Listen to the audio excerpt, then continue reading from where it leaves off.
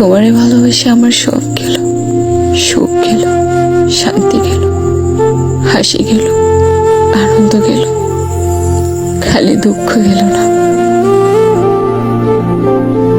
আসসালামু আলাইকুম, সবাই কেমন আছেন? আলহামদুলিল্লাহ একটু মোটামুটি ভালো আছি। অনেক গরম, দেখতে পাচ্ছেন আমার ফেসটা পুরো ঘেমে ভিজে গেছে, মানে খুবই ক্লান্ত। তো এই ক্লান্তর মাঝে আমাদের তালের বড়া খেতে খুব ইচ্ছে করতেছিল, তো আজকে তাল নিয়ে আসলাম। এখন আমরা পিঠা বানাবো। তো প্রথমে নারকেল দিয়ে দিলাম, একটা আনাম, আর এখানে 2টা তাল ছিল। আর আমি এখন মেপে মেপে দিয়ে দিচ্ছি আটা।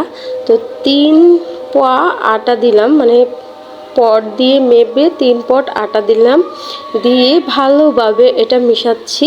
এখন সেই পট দিয়েই আবার 3 পট চিনি দিয়ে দিলাম, মানে আটা 3 পট এবং চিনিও 3 পট দিয়ে দিলাম। পরিমাণ মতো লবণ স্বাদ অনুযায়ী। তারপরে পুরোটা আবার মেখে দিচ্ছি, সুন্দরভাবে মাখাতে হবে।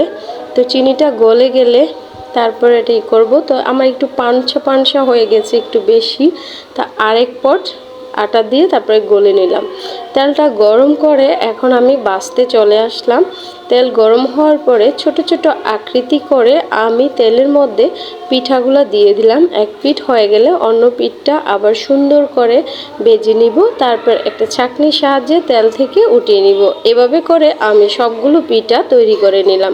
তো দেখতেই পাচ্ছ বন্ধুরা, আমার পিঠা তৈরি করা সম্পূর্ণ হয়ে গেছে। পিঠা বানানোর রেসিপিটা তোমাদের কাছে কেমন লাগছে অবশ্যই ভিডিওতে লাইক, কমেন্ট এবং শেয়ার করে দিবা। সবাই ভালো থাকবা। আল্লাহ হাফিজ।